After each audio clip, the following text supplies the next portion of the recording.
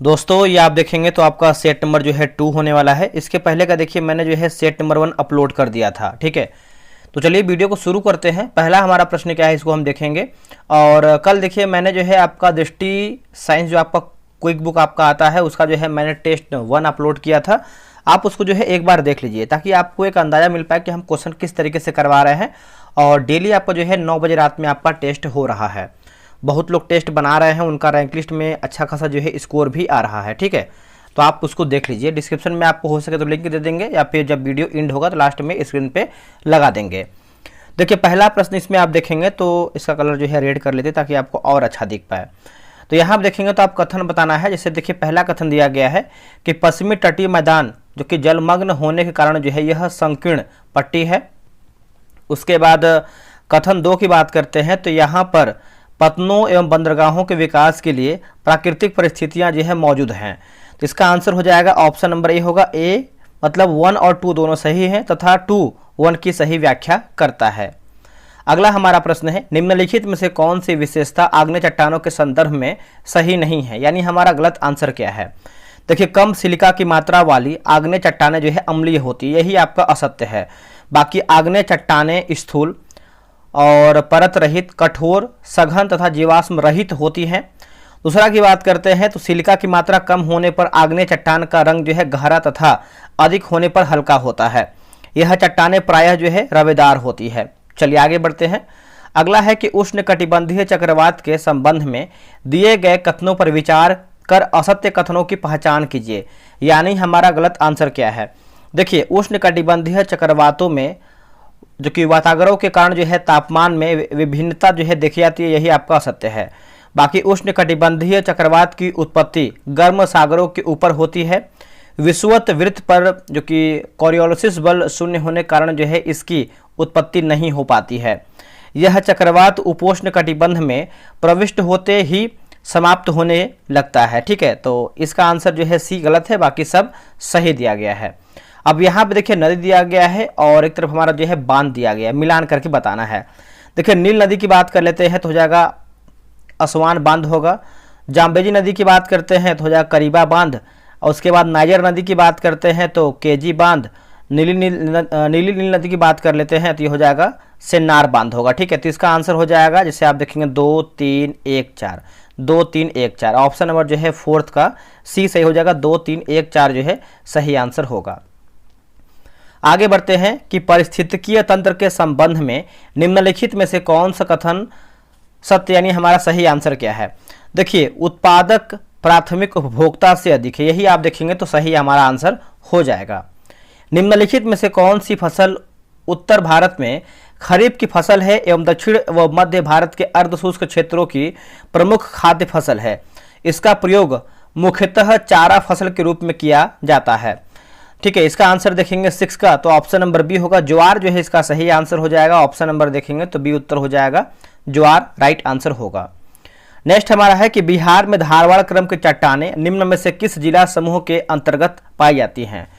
बिहार में धारवाड़ की क्रम है ना, धारवाड़ क्रम की चट्टानें निम्न में से किस जिला समूह के अंतर्गत पाई जाती हैं। तो देखिए मुंगेर, जमुई, नवादा तथा गयाजी होगा। क्या होगा? मुंगेर, जमुई, नवादा तथा गयाजी। ऑप्शन नंबर ए होगा।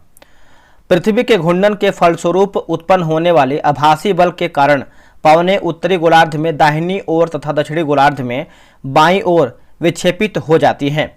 उपयुक्त विवरण किससे संबंधित है।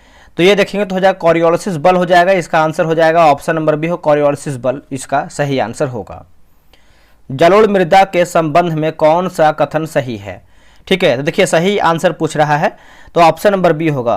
पूर्वी तटीय मैदान एवं डेल्टाई क्षेत्र जलोढ़ मृदा से बने हैं। इसका आंसर देखेंगे 9th का तो बी इसका जो है सही आंसर हो जाएगा। अगला हमारा है कि भारत की साक्षरता के संदर्भ में निम्नलिखित कथनों पर विचार करें और सत्य कथन का चयन कीजिए, ठीक है। सत्य कथन यानी सही कथन के बारे में पूछ रहा है।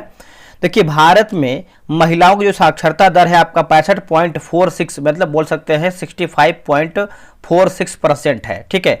ये देखेंगे तो आपका जो है सत्य हो जाएगा, ठीक है। और यहाँ पे अगर हम साक्षरता दर की बात करते हैं तो आपका 83 नहीं बल्कि 74.04% यहाँ पे होना चाहिए, ठीक है। तो याद रखिएगा। और पुरुषों की बात करते हैं तो आपका 84 नहीं बल्कि 82 होना चाहिए। एक सेकंड रुकिए, अच्छे से लिखते हैं, 82.14 होना चाहिए। ठीक है, चलिए आगे बढ़ते हैं। आगे हमारा प्रश्न है क्वेश्चन नंबर 11 नंबर यहाँ पे दिया गया है। देखिए पक्षी विहार, पक्षी अभ्यारण्य और राज्य दिया गया, मतलब मिलान करके बताना है। देखिए लिखा गया है रंगनाथिट्टू पक्षी विहार की बात करते हैं तो ये कर्नाटक होगा। सलीम अली पक्षी विहार की बात करते हैं तो ये गोवा हो जाएगा। भरतपुर पक्षी अभ्यारण्य की बात करते हैं तो ये आपका राजस्थान होगा। और सुल्तानपुर पक्षी अभ्यारण्य की बात करते हैं तो ये हरियाणा हो जाएगा। तो इसका आंसर हो जाएगा बी, 3-4-2-1, 3-4-2-1। मैग्नीज खदानों के संदर्भ में कौन सा जोड़ा जो है सही सुमेलित है? देखिए स्थान दिया गया है और एक तरफ हमारा देखेंगे तो राज्य दिया गया है। ठीक है, तो असत्य के बारे में पूछ रहा है। तो यहाँ आप देखेंगे तो तुमकुर की बात करते हैं कर्नाटक। ये आपका देखिए यहाँ पर देखिए सही पूछा गया है, माफ कीजिएगा सही पूछा गया है। तो ये जो आपका दिया गया है तुमकुर दिया गया है, ये कर्नाटक की आपका बिल्कुल सही आंसर हो जाएगा। तुमकुर कर्नाटक इसका सही आंसर होगा। और ये जो आपका काला हांडी दिया गया है आपका छत्तीसगढ़ नहीं बल्कि आपका उड़ीसा होना चाहिए। ठीक है, होगा उड़ीसा। रत्नागिरी की बात करते हैं तो एमपी नहीं बल्कि आपका ये महाराष्ट्र होना चाहिए। और बालाघाट की बात करते हैं तो महाराष्ट्र नहीं बल्कि आपका एमपी होना चाहिए। ठीक है, चलिए अब यहाँ पे देखिए वर्ष है, युद्ध घटना दिया गया है, मिलान करके बताना है। देखिए 1556 की बात कर लेते हैं तो ये आपको हो जाएगा हेमू और अकबर के बीच पानीपत का उसका लड़ाई हो जाएगा। 1526 की बात करते हैं तो बाबर और इब्राहिम लोदी के बीच पानीपत का पहला लड़ाई हुआ था। 1761 की बात कर लेते हैं तो अहमद शाह अब्दाली और मराठों के बीच पानीपत का तीसरा युद्ध हुआ था। 1739 की बात करते हैं नादिर शाह द्वारा जो है दिल्ली में जो कि कत्लेआम हुआ था। तो आप बोल सकते हैं ऑप्शन नंबर सी हो जाएगा 3-2-4-1, 3-2-4-1। बुद्ध द्वारा पहली बार उपदेश देने की महत्वपूर्ण घटना की स्मृति में कहाँ एक स्तूप का निर्माण किया गया था? तो ये हो जाएगा सारनाथ जो है इसका सही आंसर हो जाएगा। ऑप्शन नंबर देखेंगे तो बी जो है इसका सही आंसर हो जाएगा। सारनाथ जो है इसका राइट आंसर हो जाएगा, सारनाथ। ठीक है,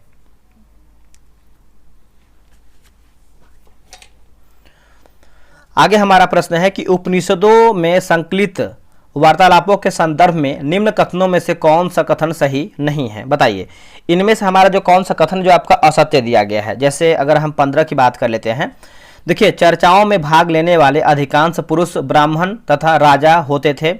कभी कभी गार्गी जैसी स्त्री विचारकों का भी जो है उल्लेख मिलता है, ये भी देखेंगे सही होगा। उसके बाद यहाँ पे देखेंगे दिखा गया है विद्वता के लिए प्रसिद्ध गार्गी राज्य दरबारों में होने वाले वाद विवाद में जो है भाग लिया करती थी, आपका देखेंगे तो सही हो जाएगा। निर्धन व्यक्ति भी इस तरह के वाद विवाद में भी बढ़ चढ़कर जो है हिस्सा लेते हैं, ये आपका असत्य है। बाकी सब सही हो जाएगा, याद रखिएगा। चलिए आगे बढ़ते हैं। आगे हमारा प्रश्न है कि मौर्य वंश की स्थापना के संदर्भ में निम्नलिखित कथनों में से कौन सा कथन सही नहीं है? ठीक है, जैसे घनानंद एक लोकप्रिय राजा और नंद वंश का जो है संस्थापक था, यही देखेंगे तो आपका असत्य आंसर हो जाएगा। देखिए नंद मतलब राजाओं ने करों की वसूली से एक तरीके से देखेंगे तो आपका जैसे नंद वंश की जो स्थापना है महापद्म नंद ने किया था। ठीक है, याद रखिएगा। बाकी चाणक्य ने चंद्रगुप्त को मौर्य वंश की स्थापना करने में मदद किया था, सही है। मगध उत्तर भारत का सबसे शक्तिशाली राज्य था, ये आपका सही है। चंद्रगुप्त मौर्य ने अपनी सेना का जो है संगठन किया और नंद राजा घनानंद को जो है पराजित किया था। ठीक है, आगे बढ़ते हैं। बख्तियार खिलजी का आक्रमण किस पाल वंशीय शासक के कार्यकाल में हुआ था? इसका आंसर हो जाएगा ऑप्शन नंबर ए होगा। 17 का जो है ऑप्शन नंबर यहाँ पे देखेंगे तो ये हो जाएगा रामपाल जो है इसका सही उत्तर हो जाएगा, रामपाल। अकबर के शासनकाल के इतिहास से संबंधित विवरण निम्न में से किस पुस्तक में मिलता है? तो ये हो जाएगा अकबरनामा हो जाएगा। ठीक है, इसका आंसर हो जाएगा बी, अकबरनामा जो है इसका सही उत्तर हो जाएगा। आप इसको याद रखिएगा। विजयनगर के विरुद्ध तालिकोटा के युद्ध में किन तीन राजाओं ने संगठन बनाकर जो है आक्रमण किया है? ठीक है, तो देखते हैं। जैसे देखेंगे तो गोलकुंडा हो जाएगा, उसके बाद आपको हो जाएगा बीजापुर और अहमदनगर हो जाएगा। ठीक है, इसका आंसर हो जाएगा ए। 1, 2, 3 हमारा जो है सही हो जाएगा, 1, 2, 3। चरक संहिता निम्नलिखित में से किससे संबंधित है? तो ये देखेंगे तो हो जाएगा चिकित्सा से हो जाएगा। ठीक है, इसका आंसर हो जाएगा 20 का सी उत्तर हो जाएगा, चिकित्सा होगा। महात्मा गांधी ने अपनी किस पुस्तक में ब्रिटिश संसद को आपको जगह बांझ और वैश्या कहा था, बांझ और वैश्या कहा था? तो ये हिंद स्वराज हो जाएगा। ठीक है, इसका आंसर देखेंगे 21 का, तो ये उत्तर हो जाएगा हिंद स्वराज। ठीक है, तो आप इसको याद रखिएगा, भूलिएगा नहीं। बिहार में सर्चलाइट समाचार पत्र के संपादक कौन थे? बिहार में सर्चलाइट समाचार पत्र के संपादक कौन थे? तो मुरली मनोहर प्रसाद, मुरली मनोहर प्रसाद। ऑप्शन नंबर जो है 22 का बी सही हो जाएगा। मुरली मनोहर प्रसाद ने सर्चलाइट का जो प्रकाशन है ये 1918 में किया था। 1918 में एक द्वि साप्ताहिक समाचार पत्र के रूप में किया था। प्रथम विश्व युद्ध के दौरान कौन सा देश 1915 में ब्रिटेन के खिलाफ धुरी राष्ट्रों में शामिल हुआ है? तो इसका आंसर हो जाएगा बुल्गारिया जो है इसका सही आंसर हो जाएगा। ऑप्शन नंबर बी उत्तर हो जाएगा बुल्गारिया। 1939 ईस्वी में कांग्रेस मंत्रिमंडल ने 7 प्रांतों से त्यागपत्र दे दिया था। इसका कारण क्या था? देखिए, ब्रिटिश सरकार द्वारा द्वितीय विश्व युद्ध के समय भारतीयों की सहमति के बिना भारत को युद्ध में शामिल करना है ना, तो यही देखेंगे तो आपका आंसर जो है डी राइट हो जाएगा। 1930 ईस्वी में ब्रिटिश सरकार द्वारा लंदन में पहले गोलमेज सम्मेलन का आयोजन किस उद्देश्य से किया था? इसका उत्तर हो जाएगा भारत में संवैधानिक सुधारों का चर्चा हेतु। ठीक है, इसका आंसर देखेंगे तो 25 का जो है यहाँ पे सी सही हो जाएगा। आगे बढ़ते हैं कि असहयोग आंदोलन के दौरान देश भर में आंदोलन हुए, इन्हीं में से मोपला विद्रोह भी एक प्रमुख विद्रोह था। मोपला विद्रोह किस क्षेत्र से संबंधित था? ठीक है, तो इसका उत्तर हो जाएगा केरल जो है इसका सही आंसर हो जाएगा। ऑप्शन नंबर देखेंगे 26 का बी उत्तर हो जाएगा केरल होगा। 1935 ईस्वी के भारत शासन अधिनियम की विशेषताओं के संबंध में नीचे दिए गए कथनों पर विचार कीजिए। सही हमारा कथन क्या है उसको बताइए। ठीक है, सही कथन देखिए, एक अखिल भारतीय संघ की स्थापना, यही आप देखेंगे तो सही, यानी ऑप्शन नंबर जो है केवल 1 आपका सही होगा। पीएम सूर्य घर मुफ्त बिजली योजना मुख्य रूप से किस उद्देश्य पर केंद्रित है? तो ये हो जाएगा घरों में रूफटॉप सोलर अपनाने की, मतलब अपनाने को बढ़ावा देना। ठीक है, इसका आंसर जो है 28 का सी होगा। अगला है कि शेड्स ऑफ सैफरन पुस्तक के लेखक कौन है? शेड्स ऑफ सैफरन की बात कर लेते हैं तो सबा नकवी हो जाएगा। ठीक है, इसका आंसर देखेंगे 29 का ये उत्तर हो जाएगा सबा नकवी। आगे बढ़ते हैं। अभी कथन ये दिया गया है कि वैश्विक वन संसाधन आकलन 2025 के अनुसार भारत दुनिया भर में कुल वन क्षेत्र के मामले में 9वें स्थान पर है। दूसरा की बात करते हैं तो वैश्विक स्तर पर सबसे बड़े वन क्षेत्र वाले देशों में पहले स्थान पर रूस है। ठीक है, देखिए 30 का आंसर देखेंगे तो ऑप्शन नंबर यहाँ पे बी हो जाएगा। ए और आर दोनों सही हैं, परंतु आर ए का सही व्याख्या नहीं करता है। ठीक है, आगे बढ़ते हैं। भारतीय प्रधानमंत्री द्वारा रूसी राष्ट्रपति व्लादिमीर पुतिन को भेंट की गई जो कि सोहराई पेंटिंग किस भारतीय राज्य से संबंधित है? तो ये किस राज्य से संबंधित है भारतीय राज्य? तो आपका झारखंड हो जाएगा। ठीक है, इसका आंसर देखेंगे तो ये हो जाएगा झारखंड होगा। चलिए आगे बढ़ते हैं मेरे भाई, एक सेकेंड यहाँ पे रुकिएगा। तो आगे बढ़ते हैं कि कायाकल्प योजना किस मंत्रालय द्वारा जो है शुरू किया गया है? तो ये शुरू किया गया है स्वास्थ्य और परिवार कल्याण मंत्रालय। स्वास्थ्य और परिवार कल्याण मंत्रालय इसका सही उत्तर होगा। दिसंबर 2025 में 23वें भारत रूस वार्षिक शिखर सम्मेलन की मेजबानी किस देश ने किया है? दोस्तों यहाँ पे देखिए मेजबानी की बात कर लेते हैं तो ये कौन सा देश हो जाएगा? तो ये अपना भारत हो जाएगा। ठीक है, इसका आंसर देखेंगे तो भी हो जाएगा अपना भारत। अगला है कि PLI scheme production liquid incentive का मुख्य उद्देश्य क्या है? देखिए इसका मुख्य उद्देश्य की बात कर लेते हैं तो इसका उत्तर हो जाएगा घरेलू विनिर्माण और निर्यात को बढ़ावा देना। घरेलू विनिर्माण और निर्यात को बढ़ावा देना, याद रखिएगा। पीएम मित्रा पार्क किस सेक्टर को सपोर्ट करने के लिए डिजाइन किया गया है? तो इसका उत्तर हो जाएगा कपड़ा और परिधान निर्माण होगा। कपड़ा और परिधान निर्माण ऑप्शन नंबर डी होगा। 18वीं भारत वन स्थिति रिपोर्ट 2023 के बारे में असत्य कथन का चयन कीजिए। है ना, असत्य यानी हमारा गलत आंसर पूछ रहा है। देखिए सर्वाधिक वनावरण में वृद्धि वाला जो राज्य है आपका मिजोरम हो जाएगा। उसके बाद सर्वाधिक मैंग्रोव वन वाले राज्य से आपका केंद्र शासित प्रदेश अंडमान निकोबार द्वीप समूह हो जाएगा। ठीक है, तो आप बोल सकते हैं ऑप्शन नंबर बी 2 और 4 आपका जो है सही होगा। अगला है कि क्वार्टरली एम्प्लॉयमेंट सर्वे अपडेट कौन सा मंत्रालय जारी करता है? देखिए मंत्रालय की बात करते हैं तो श्रम और रोजगार मंत्रालय होगा। क्या होगा? श्रम और रोजगार मंत्रालय, ऑप्शन नंबर सी होगा। अगला है कि India international science festival in चीज़ों को बढ़ावा देता है। तो ये हो जाएगा जैसे आपका सभी आयु समूहों में वैज्ञानिक संस्कृति और सार्वजनिक जुड़ाव। इसका आंसर देखेंगे 38 का तो सी सही होगा। डिजिटल इंडिया इंटर्नशिप स्कीम का मुख्य उद्देश्य क्या है?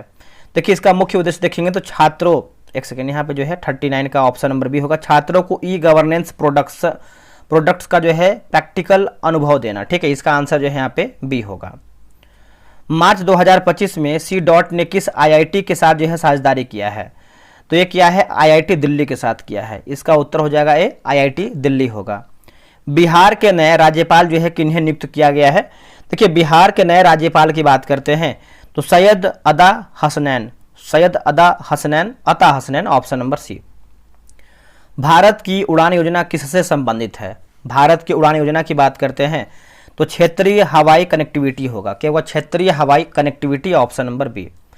अमृत भारत स्टेशन योजना इन बातों पर फोकस करती है। अमृत भारत स्टेशन योजना की बात करते हैं तो रेलवे स्टेशनों को विश्व स्तरीय सुविधाओं में बदलना, रेलवे स्टेशनों को विश्व स्तरीय सुविधाओं में बदलना हो जाएगा। नेशनल ग्रीन हाइड्रोजन मिशन का मुख्य उद्देश्य क्या है?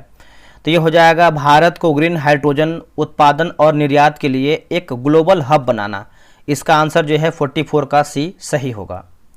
अगला है कि INS विक्रांत महत्वपूर्ण है क्योंकि यह भारत का, देखिए क्योंकि यह भारत का देखेंगे तो पहला स्वदेशी रूप से निर्मित विमान वाहक पोत है ना, इसका आंसर हो जाएगा सी। वर्मा समिति का संबंध किससे है? देखिए वर्मा समिति की बात करते हैं तो ये आपका मूल कर्तव्य से है। ठीक है, इसका आंसर हो जाएगा 46 का हो जाएगा सी, मूल कर्तव्य से। निम्न में से कौन राष्ट्रपति के निर्वाचक मंडल के रूप में कार्य करता है लेकिन महाभियोग प्रक्रिया में भाग नहीं लेता है ना, महाभियोग प्रक्रिया में भाग नहीं लेता है? तो राज्य विधानसभा होगा। क्या होगा आंसर? राज्य विधानसभा, ऑप्शन नंबर बी सही होगा। निम्नलिखित में से किस संविधान संशोधन द्वारा राज्य में मुख्यमंत्री सहित मंत्रिपरिषद की अधिकतम संख्या जो है निर्धारित की है? तो इसका आंसर हो जाएगा 91वां संविधान संशोधन, ऑप्शन नंबर देखेंगे 48 का तो ए हो जाएगा। और ये आपको जो है 2003 में हुआ था, ये पॉइंट याद रखिएगा, 2003 में हुआ था। दोस्तों आप सभी की डिमांड पे देखेंगे तो दृष्टि साइंस जो आपका क्विक बुक है इसका जो है बैच लॉन्च कर दिया गया है और आपके डिमांड पे था कि सर इसको बहुत जल्दी लेके आए क्योंकि बहुत आगे जो है एग्जाम भी है। तो ये आपको देखिए दूसरा बैच होने वाला है। इसके पहले जो है नवंबर में कब आपका एक बैच आया हुआ था, आप उसको ज्वाइन किए थे तो आपको भली भांति पता है कि किस तरीके से हम क्वेश्चन करवाते हैं और लेवल क्या होता है। जो आपका सेकंड बैच है उससे बेहतर क्वेश्चन करवाने वाला है, उससे तगड़ा तरीके से। और आप बता दीजिए आपका यूपीएससी के लिए उपयोगी है, बीपीएससी के लिए है, बिहार दरोगा मेंस के लिए है, पीटी के लिए जो आपका अपकमिंग वैकेंसी है, बिहार पुलिस के लिए, मद्य निषेध के लिए है, बीएसएससी के लिए है, रेलवे के लिए है, यूपीएसआई, एसएससी, उसके बाद यूपी ट्रिपल-एससी, मतलब सभी एग्जाम के लिए आपको पता है कि डिस्ट्रिक्ट क्विक बुक कितना बेहतर होता है। अब यहाँ पे अगर हम किताब की बात करते हैं तो आप यहाँ पे देख सकते हैं ये आपका सामान्य विज्ञान डिस्ट्रिक्ट क्विक बुक है, ये आपका 7वां संस्करण है, जो कि 7वां संस्करण है, ये आपका नया किताब निकाला गया है मार्केट में। कैसे हम टेस्ट कराते हैं पहले ये जान लीजिए। फी की बात करते हैं तो मात्र 100 रुपये रखा गया है और 50 दिन आपको जो है टेस्ट करवाएंगे। एक सेट की बात करते हैं तो एक सेट आपको जो है 2 रुपये का पड़ता है। ठीक है, 2 रुपये का आपका एक सेट पड़ता है। आप समझ लीजिए कितना आपका अधिक पैसा लग रहा है। अगर हम टेस्ट की जानकारी की बात करते हैं, डेली आपको जो है 4-5 पेज देंगे पढ़ने के लिए। किताब में देखें जो किताब दिया गया थ्योरी वाला पार्ट, देखिए किसी भी किताब खत्म करने के लिए आप अगर होमवर्क थ्रू पढ़ते हैं तो आपका पता भी नहीं चलता है, आप किताब भी धीरे धीरे जो है खत्म कर देते हैं 50 दिनों में और आपका साइंस बहुत तगड़ा हो जाएगा जिस तरीके से हम करवाते हैं। जैसे लूसेंट की बात करते हैं तो लूसेंट का भी आपका 1 महीना बाद 4th बैच आने वाला है। पहले हम इसको थोड़ा सा समझ लेते हैं। डेली 5 पेज देंगे पढ़ने के लिए, उसी 5 पेज में से आपको जो है होमवर्क से आपको जो है 100 क्वेश्चन का टेस्ट कराएंगे। क्वेश्चन बहुत तगड़ा तरीके से होने वाला है। टेस्ट आपको जो है क्विज बोर्ड से होगा, टेलीग्राम पे टेस्ट होगा, रैंक लिस्ट मिलेगा। देखिए रैंक लिस्ट से आपको फायदा ये होता है कि आपसे आगे कौन कौन चल रहा है, आपसे पीछे कौन कौन चल रहा है, आपसे ये अंदाजा लगता है। अगर आपका आज 50 स्कोर आया है 100 में से तो आप कल कोशिश करेंगे कल अगले दिन कि हमारा इसे 60 क्वेश्चन सही हो, 65 क्वेश्चन सही हो। तो इससे क्या होता है कि मोटिवेशन मिलता है।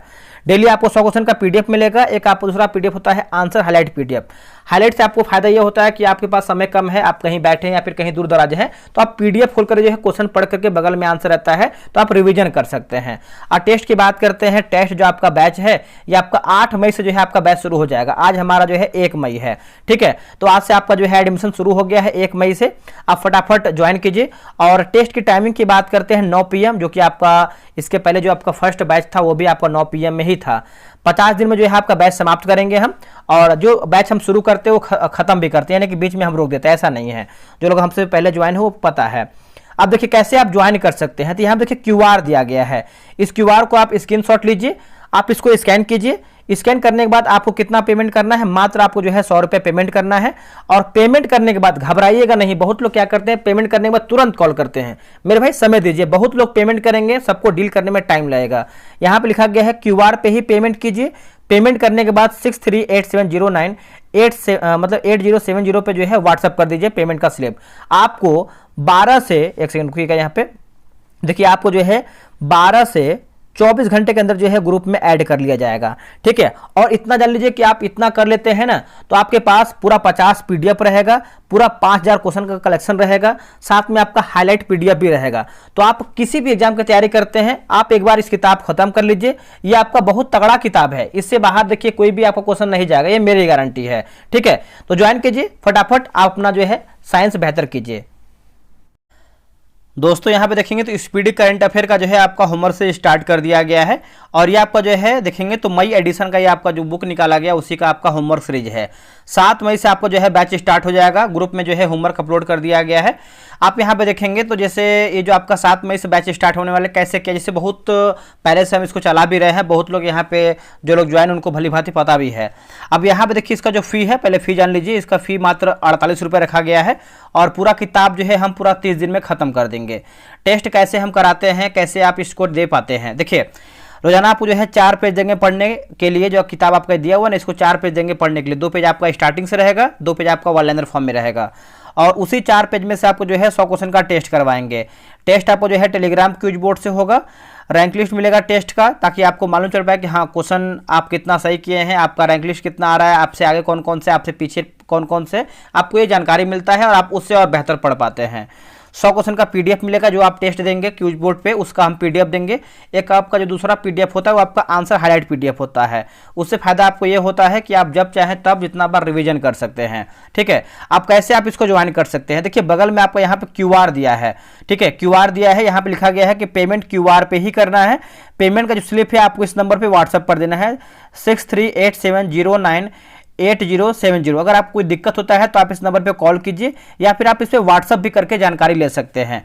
और जो टेस्ट का टाइमिंग है आपका 3 PM दोपहर में होने वाला है। क्यूआर का स्क्रीनशॉट ले लीजिए, आप पेमेंट करके व्हाट्सअप कर दीजिएगा, ठीक है।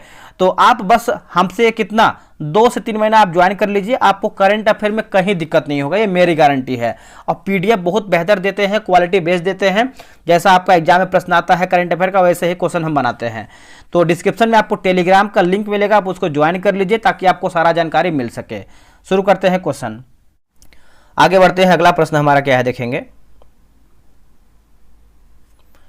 देखिए अगला प्रश्न है कि पंचायती राज व्यवस्था में शासन व्यवस्था क्या निर्धारित की गई है। देखिए शासन व्यवस्था की बात कर लेते हैं। देखिए ग्रामीण, क्षेत्रीय एवं जनपद स्तर पर स्थानीय स्वशासन की त्रिस्तरीय संरचना, ठीक है। इसका आंसर देखेंगे 49 का, तो ये जो है इसका सही हो जाएगा। देखिए बिहार दरोगा मेंस हो, बिहार पुलिस जो आपका नया वैकेंसी आने वाला हो, या फिर मध्य निषेध हो, जो आपको हम साइंस करवा रहे हैं, आप उसको एक बार मेरी बात आप मान करके कितना आपको पे ही करना है, 100 रुपया। एक बार मेरे भाई पेमेंट करके आप टेस्ट को ज्वाइन कर लीजिए, फिर आपको समझ में आएगा कि हाँ क्वेश्चन जो आपको करवा रहे हैं बिल्कुल एग्जाम जैसा ही करवा रहे हैं। और आपको एक बार साइंस पढ़ना है। वैसे ही आपको करंट अफेयर करवा रहे हैं, हर मंथली लेके आते हैं, उसका आपका मात्र 48 रुपया है। आप उसको भी एक बार ज्वाइन कर लीजिए ना, फिर आपको लगेगा कि हाँ जो भी टेस्ट आप करवा रहे हैं बिल्कुल आपके एग्जाम की तरह है और आपको एग्जाम में बहुत अधिक बेनिफिट ही मिलेगा, ठीक है। तो एक ब्रिटिश नागरिक जो भारत में रह रहा है किस अधिकार की मांग नहीं कर सकता है, तो व्यापार और व्यवसाय की स्वतंत्रता है ना, ऑप्शन नंबर सी होगा। अब यहाँ पे देखेंगे तो राजनीतिक दल दिया गया है और आपका स्थापना के वर्ष दिया गया है, ठीक है। तो भारतीय कम्युनिस्ट पार्टी यानी मार्क्सवादी की बात करते हैं तो ये हो जाएगा 1964।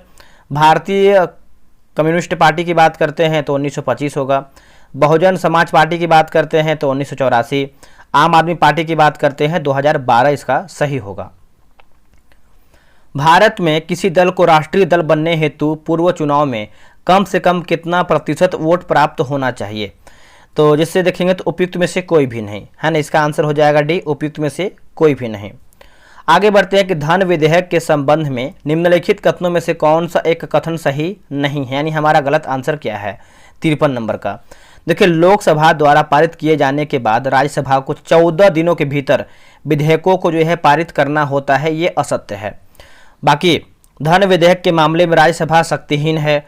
धन विधेयक की शुरुआत राज्यसभा में होती है। राज्यसभा किसी धन विधेयक को पारित कर सकती है अथवा कतिपय सिफारिशों के साथ उसे लोकसभा को लौटा सकती है। आगे बढ़ते कि संवैधानिक प्रावधान के संशोधन का प्रावधान किसमें दिया गया है? तो ऑप्शन नंबर देखेंगे तो भाग 20 जो है इसका सही हो जाएगा, भाग 20 में है, ठीक है।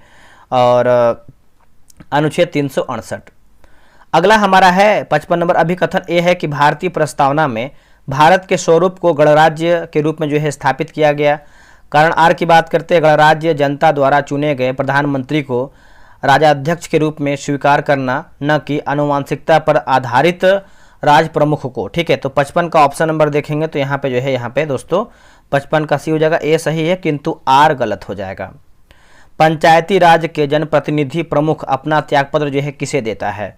देखिए इसका आंसर देखेंगे 56 नंबर का, तो अनुमंडल दंडाधिकारी हो जाएगा, अनुमंडल दंडाधिकारी। ऑप्शन नंबर यहाँ पे देखेंगे तो 56 का बी होगा।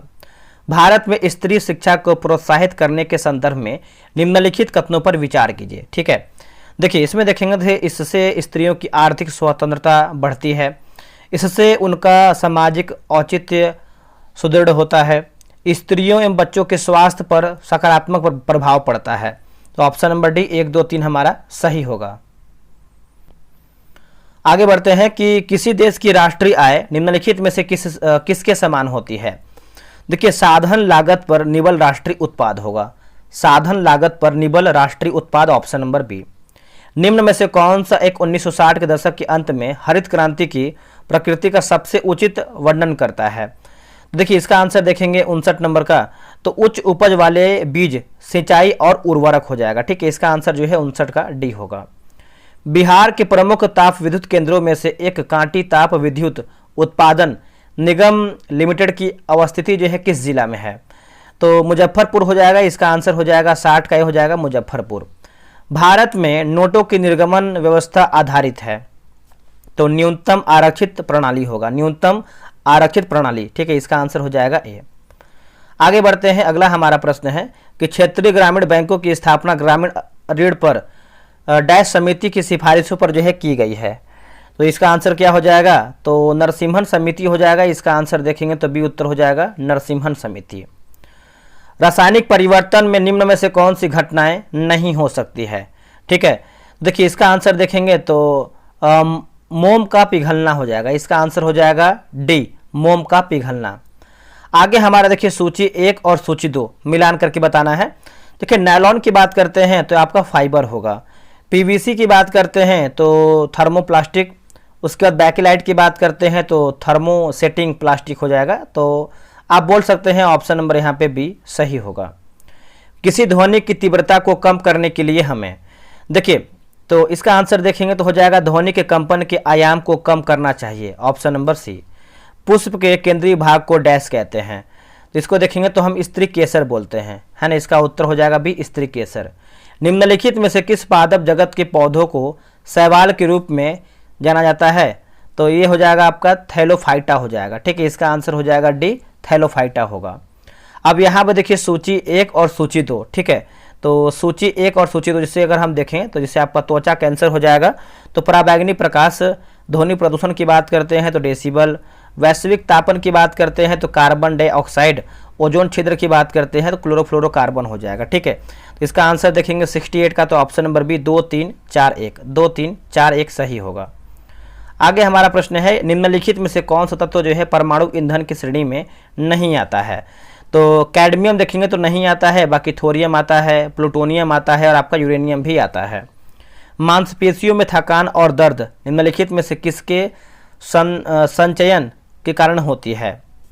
तो ये हो जाएगा लैक्टिक अम्ल होगा, इसका उत्तर हो जाएगा सी, लैक्टिक अम्ल। आगे बढ़ते हैं कि एक्वारेजिया किसका मिश्रण है दोस्तों? देखिए एक्वारेजिया की बात करते हैं तो HCl एवं HNO3 होगा। एक वयस्क मानव में सामान्यतः चर्वणक होते हैं, तो 12 चर्वणक हो जाएगा, इसका आंसर हो जाएगा डी। पायरिडॉक्सिन किस विटामिन को कहा जाता है? तो ये हम दोस्तों किसको कहते हैं? तो विटामिन B6 को कहते हैं, विटामिन B6 को। और विटामिन डी की बात करते हैं तो कैल्सीफेरॉल बोलते हैं, विटामिन B2 को हम जो है राइबोफ्लेविन बोलते हैं और विटामिन के को आपका फिलोक्विनोन बोलते हैं। अगला है कि राइबोसोम किस संरचना में होती है? तो इसका उत्तर हो जाएगा बी, आरएनए तथा प्रोटीन्स होगा, ऑप्शन नंबर बी होगा। प्रोटीन किस तत्वों के अणुओं से मिलकर बनता है? तो कार्बन, नाइट्रोजन, हाइड्रोजन और ऑक्सीजन, ऑप्शन नंबर ए होगा। निम्न में से कौन सा मेडुला ऑब्लंगेटा का कार्य नहीं है? तो देखिए, पेशियों की क्रियाओं पर नियंत्रण करना, ऑप्शन नंबर डी हो जाएगा। निम्न में से कौन सा कथन जो है सत्य नहीं, यानी हमारा गलत आंसर क्या है 77 का? देखिए, पानी के भीतर बुलबुला उत्तर लेंस की भांति व्यवहार करता है, ये असत्य है। बाकी वायु में उड़ने वाले साबुन के बुलबुले के भीतर का दबाव बुलबुले के बाहर दबाव की तुलना में अधिक होता है। पानी के भीतर बुलबुला अवतल लेंस की भांति व्यवहार करता है। बुलबुले का आकार पानी में नीचे से ऊपर की ओर जो है आते हुए बढ़ता जाता है। अगला है कि निम्न में से किस पदार्थ का शुद्धिकरण ऊर्ध्वपातन विधि से नहीं किया जाता है? तो हो जाएगा आपका फिटकरी हो जाएगा, इसका आंसर हो जाएगा डी, फिटकरी। आगे बढ़ते हैं। अगला हमारा प्रश्न है कि जनित्र यानी जनरेटर एक ऐसा उपकरण है जो, देखिए इसमें देखेंगे तो हो जाएगा यांत्रिक ऊर्जा को विद्युत ऊर्जा में परिवर्तित करना हो जाएगा। उसके बाद विद्युत चुंबकीय प्रेरण के सिद्धांत पर आधारित, तो आप बोल सकते हैं ऑप्शन नंबर डी, 1 और 3 आपका सही होगा। निम्न में से कौन विकल्प सही है? तो सही की बात करते हैं तो option number D, 1 B C, मतलब सब आपका सही है। निम्न में से सत्य कथन का चयन कीजिए, ठीक है। देखिए, लाल प्रकाश का तरंग दैर्ध्य बैंगनी प्रकाश से ज़्यादा होता है, इसका उत्तर जो है 81 का बी सही होगा। निम्न में से कौन सा विद्युत चुंबकीय तरंगों का गुण नहीं है? तो देखिए, इसका जैसे विद्युत चुंबकीय तरंगे व्यतिकरण तथा विवरण है ना, विवर्तन नहीं दिखाई देता है, ये आपका सत्य है। बाकी विद्युत चुंबकीय तरंगे अनुप्रस्थ तरंगे होती हैं।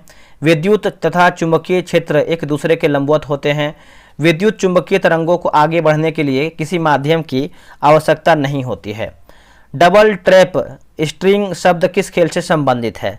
तो ये हो जाएगा निशानेबाजी, इसका आंसर हो जाएगा ए, निशानेबाजी जो है सही हो जाएगा।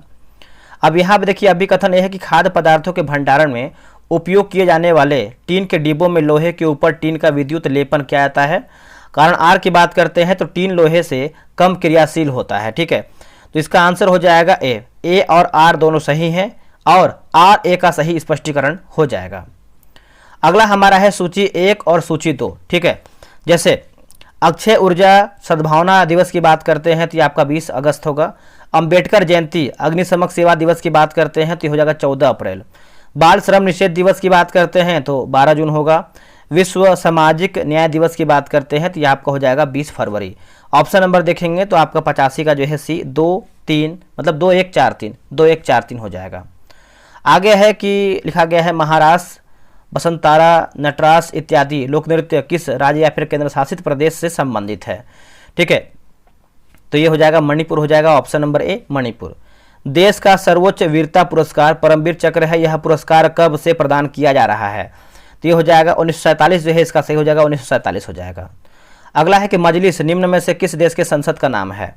तो इसका आंसर हो जाएगा ए, मालदीव जो है इसका सही उत्तर हो जाएगा, मालदीव राइट आंसर होगा। शांति का नोबेल पुरस्कार किस संस्था या फिर निकाय के द्वारा जो है प्रदान किया जाता है? तो इसका आंसर हो जाएगा आपका डी होगा, the committee of the Norwegian parliament, option number D होगा। अब यहाँ पे कुछ क्वेश्चन जो है आपका मैथ का है, रीजनिंग का है, जीके जीएस तो आपको करा ही रहे हैं, अंग्रेजी का भी है कि choose the opposite word for the given question कॉर्जियस। तो 90 का आंसर देखेंगे तो ऑप्शन नंबर यहाँ पे प्लेन हो जाएगा और 91 का हो जाएगा ऑप्शन नंबर सी, जिसको प्राप्त करना कठिन हो मतलब अधिक कठिन हो, वाक्य के लिए सही शब्द क्या होगा? तो उसको हम दुर्लभ बोलते हैं, ठीक है। देवासुर में कौन सा समास है? देवासुर में तो ये हो जाएगा द्वंद्व समास। 94 का हो जाएगा ऑप्शन नंबर बी, ठीक है। 95 का हो जाएगा ऑप्शन नंबर सी। आगे हमारा है 96 नंबर, तो ऑप्शन नंबर ए हो जाएगा। आगे है आपका 97 नंबर, ऑप्शन नंबर यहाँ पे ए हो जाएगा। 98 का हो जाएगा आपका ऑप्शन नंबर ए हो जाएगा, है ना। और 99 का हो जाएगा आपका ऑप्शन नंबर 99 का हो जाएगा ऑप्शन नंबर ए। 100 का देख लेते हैं, 100 का हो जाएगा आपका ऑप्शन नंबर बी। दोस्तों 100 प्रश्न देखिए मेरा समाप्त हो गया है। आप लोग को कैसा वीडियो लगा है कमेंट करके बताइएगा और आप लोगों ने कितना प्रश्न सही किया वो भी कमेंट करके बताइएगा। एक और चीज़ बोलेंगे दोबारा कि आप करंट अफेयर ज्वाइन कर लीजिए और आपको जैसे डेमो अभी देखिए करवा रहे हैं, आप डेमो एक बार पीडीएफ देख लीजिए, आपको मालूम चल जाएगा कि हाँ क्वेश्चन का लेवल कैसा है, कैसे आपका एग्जाम में प्रश्न पूछता है और आपको कितना बेनिफिट मिलेगा। चलिए मिलते हैं एक नई वीडियो में, आज के लिए इतना ही। जय हिंद।